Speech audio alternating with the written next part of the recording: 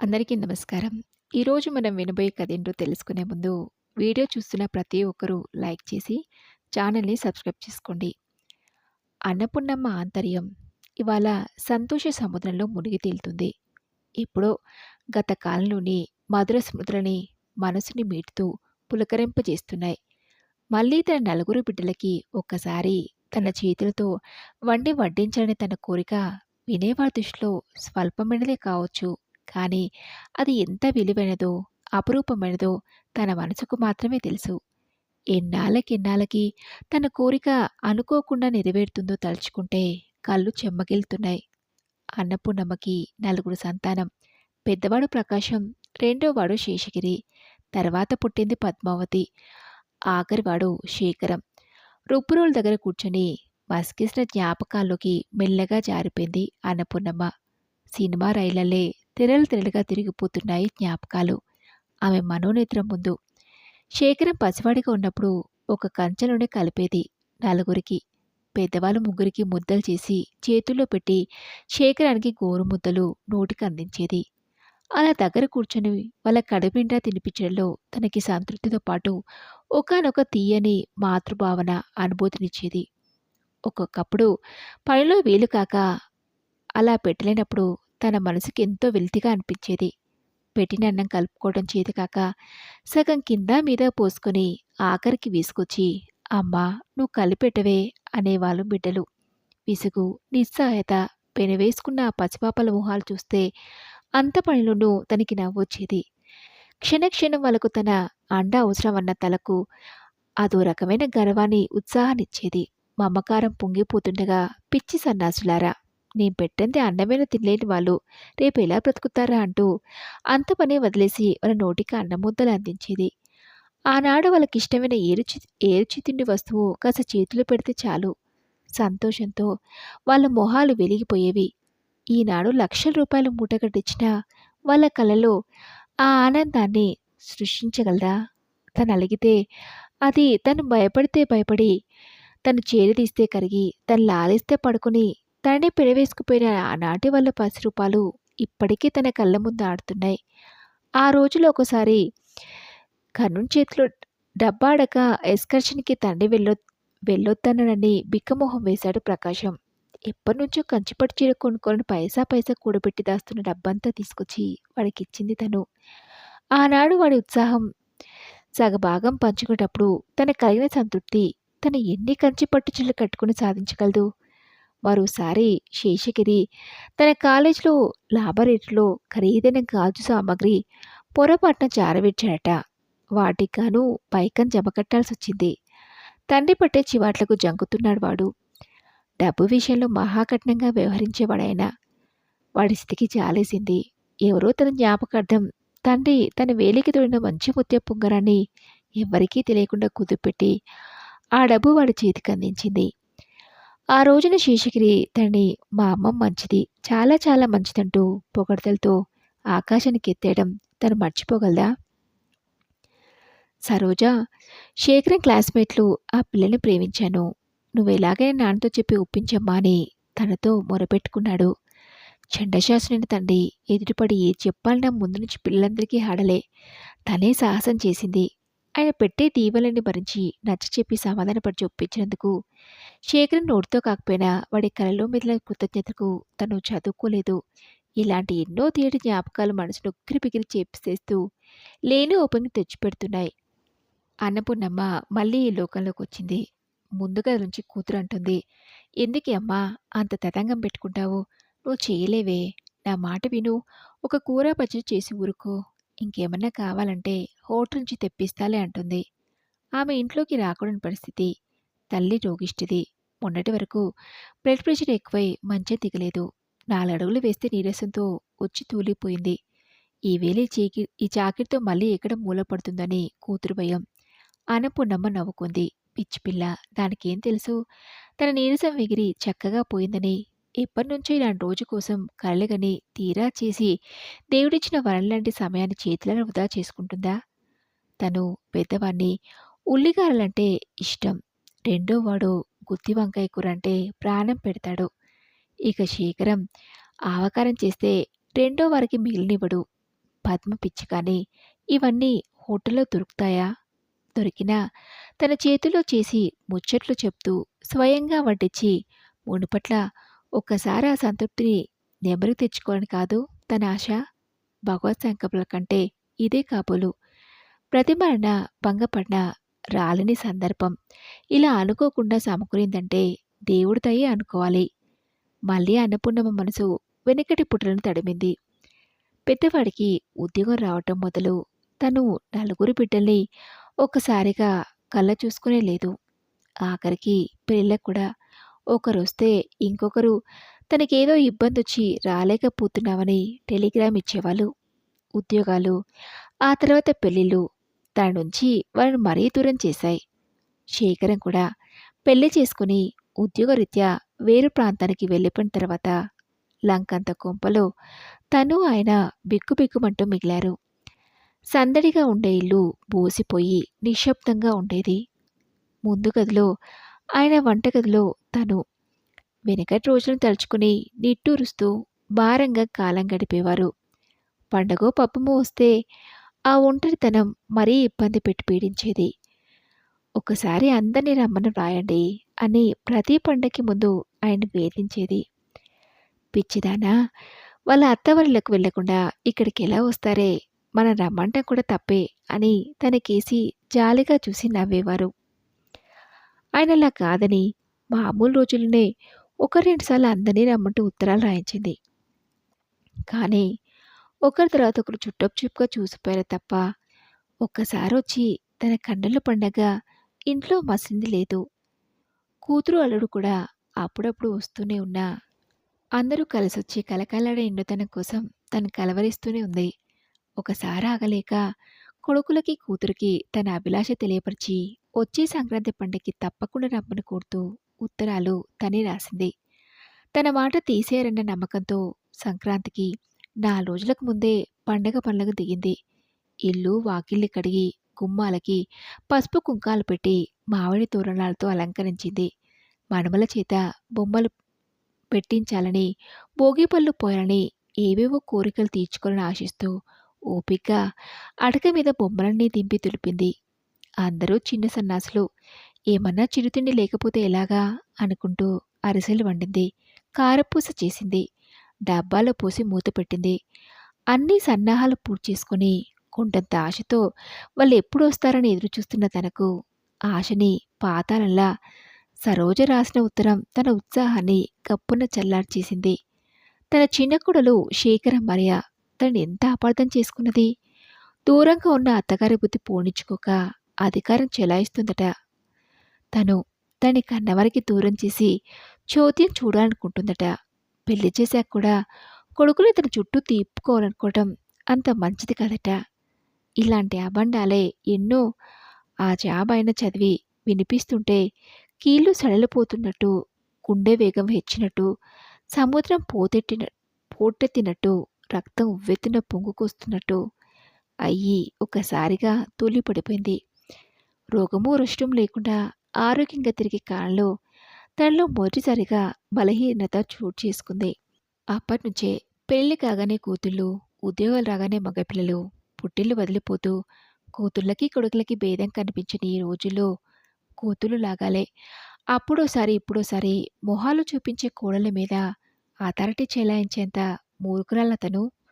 ఒకరు కన్న ఆడపిల్ల నా గడప మెట్టింటి కదా అన్న అహంకారంతో పుట్టింటికి దూరం చేసేటంత కరకొట్టుకు రాలా తను. నిజమే, శేఖరం పెళ్ళయ్యాక ఇది 2వ సంక్రాంతే.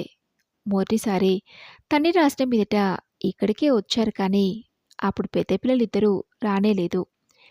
తన భ్రమ తీరలేదు. అందుకే మళ్ళీ ఈ ప్రయత్నం చేసింది. ఇవన్నీ వివరంగా రాసి మరీ ఆహ్వానించిన కోడలు ఎందుకు అర్థం చేసుకోలేకపోయింది?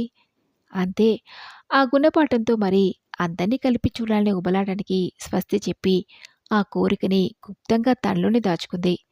శేఖరం మరే సరోజకు చిన్నతనం తొందరపాటు అని సర్ది చెప్పుకున్నా తక్కిన కోడలు తక్కువే తిన్నదేమీ లేదు.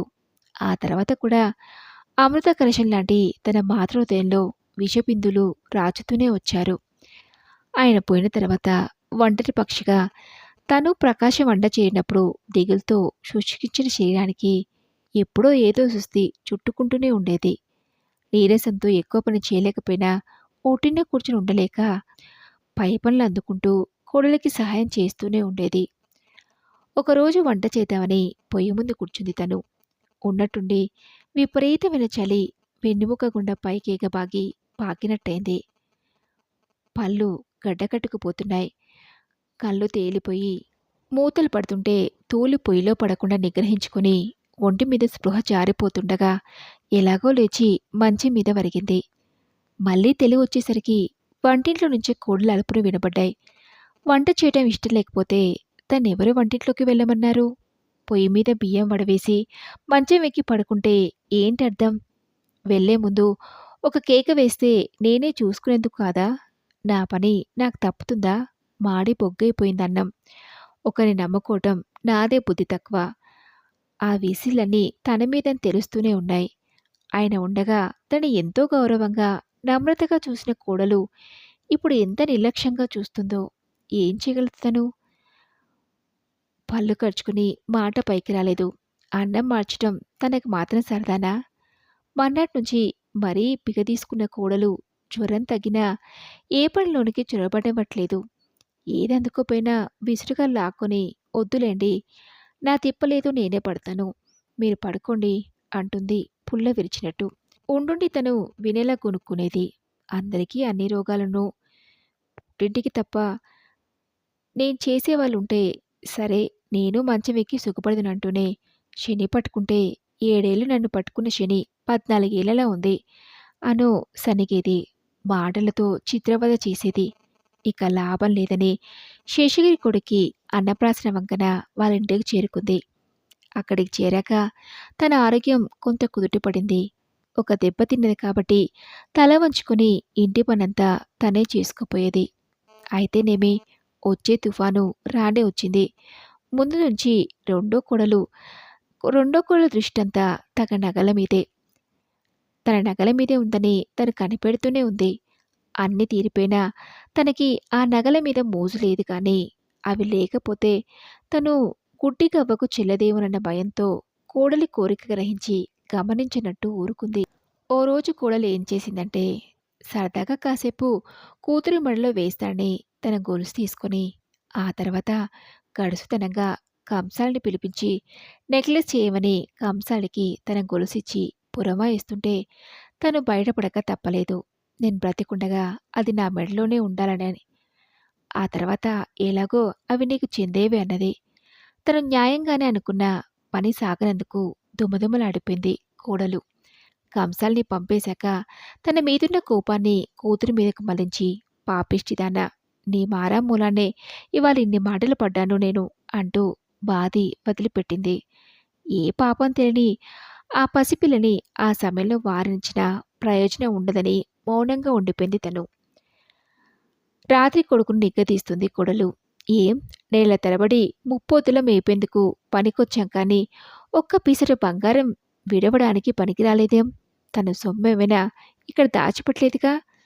చచ్చినట్టు పోషించడానికి నెలకింతని ఇచ్చి ఉండమనండి. మీరు చెప్పలేకపోతే నేనే చెప్తాను, నాకేం భయం లేదు అంటుంది ఖచ్చితంగా.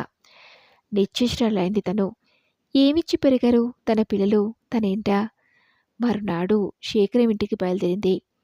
ఉభావంగా ఊరుకున్నాడు కొడుకు, కోడలు. శేఖరం భార్య సరోజ కాలేజీ చదువులు చదివిన పిల్ల. ఆ అమ్మాయి ఎంతేపేటిగా అలంకరించుకుని ఇల్లు పట్టకుండా సినిమాలని షికాలని తిరుగుతున్నావని తామరాకు మీద నీటి బొట్లా పట్టించుకోకుండా ఉండాలని ప్రయత్నించింది. కానీ తన గ్రహచారం కొద్దీ నోరు జారిందో రోజు. ఒక్కనాడిని ఇంటి పట్ల ఉండరాదా అని మండిపడింది.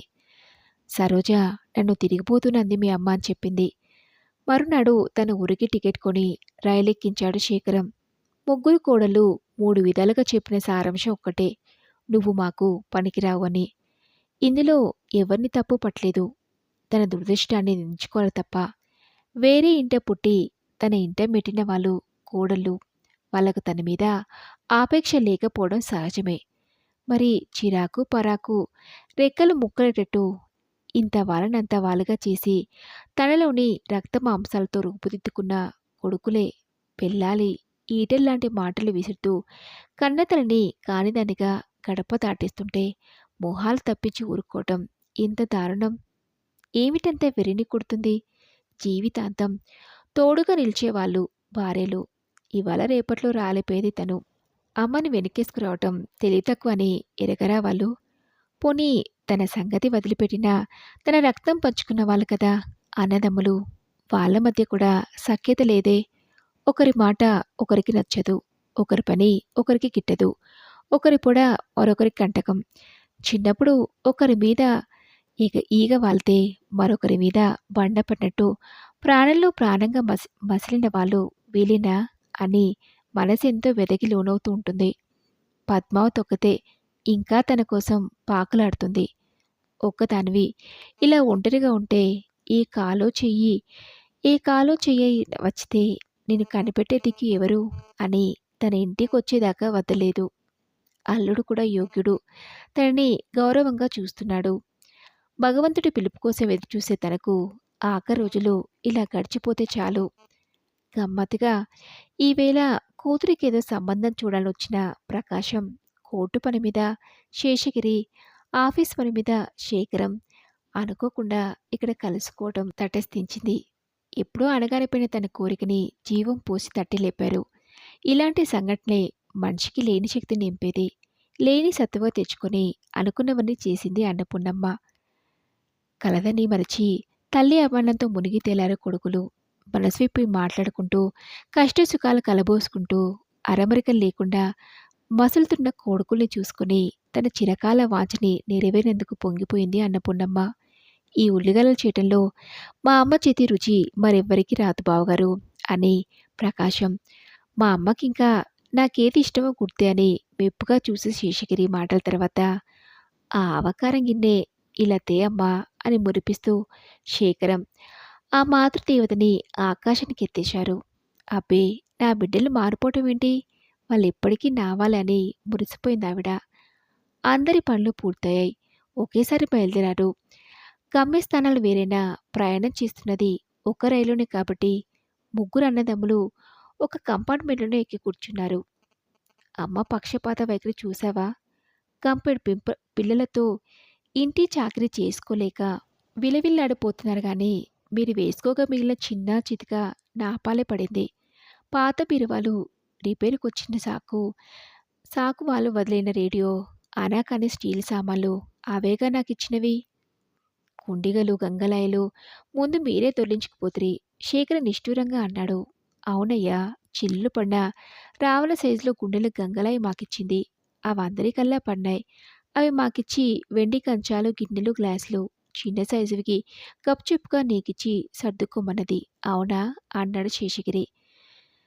పరస్పర దూషణ స్వయం సమర్థన పరాకాష్ట అందుకున్నాక గెలుపు ఓటంలో ఎటూ నిర్ణయం కాకపోయేసరికి తిరిగి ఆ విసురు తల్లి మీదకి మళ్ళింది.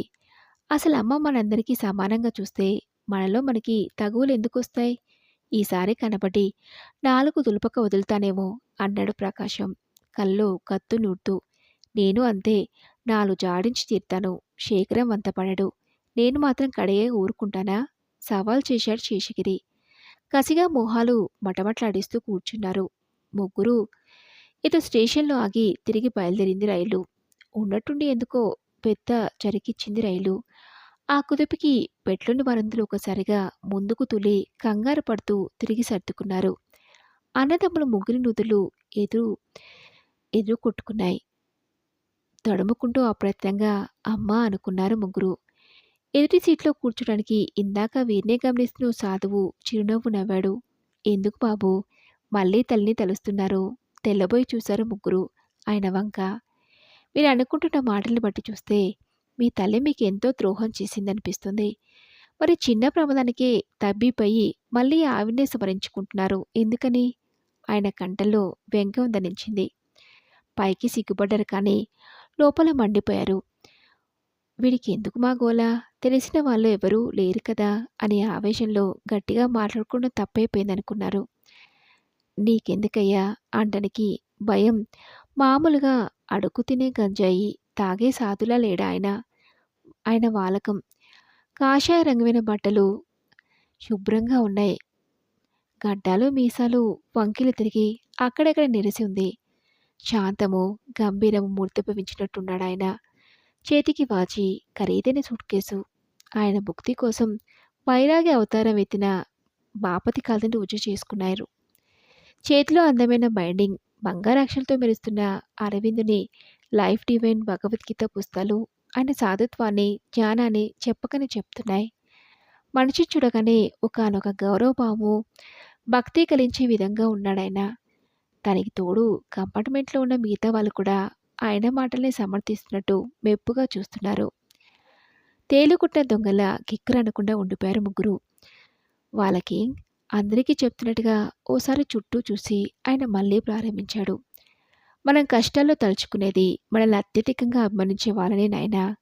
అంతేకాని మనం ప్రేమించే వాళ్ళని మాత్రం కాదు. గుర్తుంచుకోండి. వాళ్ళలో ముఖ్యులెవరో తెలుసా? ఒకరు తల్లి, మరొకరు భగవంతుడు. వీరి తర్వాతే మరే ఆప్తులైనా. ఆపద సమయంలో స్థైర్యాన్ని ప్రసాదించినవాడు భగవంతుడు. వెనక ముందు చూడకుండా నిన్ను ఆదుకొని నీకొచ్చిన కష్టం తనదని భావించేదే తల్లి. అందుచేత అనుకోకుండానే ఆ మాతృమూర్తిని తలుచుకున్నారు మీరు. అది సహజం. అన్నదమ్ముల ముగ్గురిని ఉక్కిరిబిక్కిరి చేసిస్తూ సాగిపోయింది ఆయన వాంగ్తులని. కంపార్ట్మెంట్లో వాళ్ళందరూ కూడా ఆసక్తిగా వింటున్నారు ఆయన ప్రసంగాన్ని. ప్రతి మనిషికి ప్రత్యక్ష దైవం తల్లి. గర్భంలో 9 ఏళ్ళు తన రక్త మాంసాలిచ్చి రూపుదిద్దుతుంది. ఇది తల్లి తప్ప ఇతరులెవ్వరూ చేయని మహత్తరమైన త్యాగం.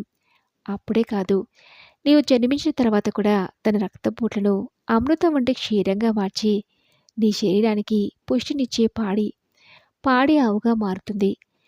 నీ మలమూత్రాలను సైతం అసహించుకోకుండా శుభ్రపరిచి నీకు దాస్యం చేస్తుంది.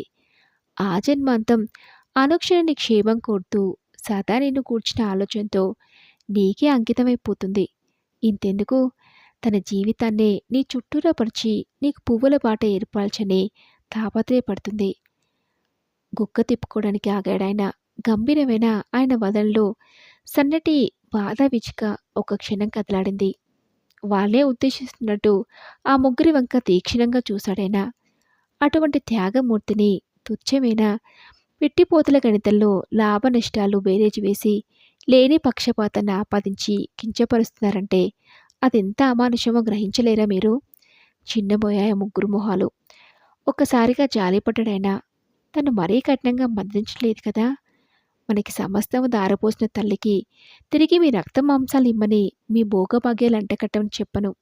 ఆమె కూడా వాటిని కోరదు. ఆమెకు కావాల్సిందల్లా మనస్ఫూర్తిగా మీ ఆదరణ, వృద్ధాప్యంలో మీ తోడు నీడ, మీ ఆప్యాయత. మీ నుండి ఆశించే వాటిని ఆమెకి అందజేసి అంత కొంతైనా ఆమె రుణం తీర్చుకోవడానికి ప్రయత్నించండి. ఆయన సుభాషితాలు వాళ్ళు ఈవిడ అన్నది అనుమానమే. దిగాల్సిన స్టేషన్లు ఒక్కొక్కటి వస్తున్నాయి. తప్పనిసరిగా మొహాలు చిరునవ్వులు పులిమించుకుని లేనిపోని ఆప్యాయతలు చూపించుకుంటూ వేడుకలు చెప్పుకున్నారు ఒకరికొకరు. దిగుతూ పంజరం నుంచి తప్పించుకున్న పక్షులా ఫీల్ అయ్యారు ముగ్గురు. అందాక వీరిని సాధుగారి బోధన శ్రద్ధగా గమనిస్తున్న ప్రయాణికుడికి ఒకరికి సందేహం వచ్చింది. వీళ్ళు మారతారంటారా? పక్క ప్రయాణికుడికి తన సందేహాన్ని వెల్లడించాడు. అజ్ఞాన్ని చూసినట్టు చూసి నవ్వాడాయన. మంత్రాలకు చింతకాయలు రాలుతాయంటారంటే మీ పిచ్చి కానీ కుక్క దారికుంటా సామెత వినలేదంటూ పేపర్లో మునిగిపోయారు. రైలు వేగం పుంజుకుంది. మరి ఇదండి రోజు కదా. ఈ కథ మీకు నచ్చితే తప్పకుండా ఒక లైక్ చేసి మీ ఫ్రెండ్స్కి, ఫ్యామిలీ మెంబర్స్కి షేర్ చేయండి. మరొక మంచి కథతో మళ్ళీ మీ ముందుంటాను.